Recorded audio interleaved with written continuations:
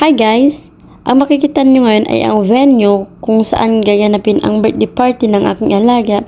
And kami-kami lang din nag-design yan ng mga decoration kasama si Amo. At kung mapapansin nyo wala pang tao, syempre naghihintay pa kami dumating yung mga bisita niya at anong oras na, di ba?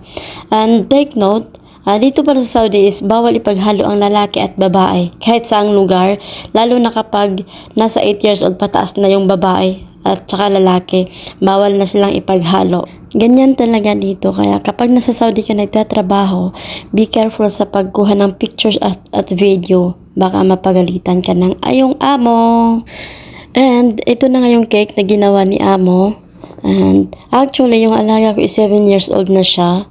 Kaso, nilagay ay 6 years old. Kasi nga daw, is nung 6 years old siya, is hindi daw siya nagawa ng birthday party.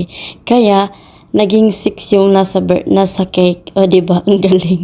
At syempre, habang wala pa yung mga bisita, and busy pa si madam, kaya ipapakita ko muna sa inyo ang aking natatagong talento na ngayon ko lang na-discover. Tara, samahan niyo akong tuklasin. Huwag mong subukan. Masisira ang buhay mo.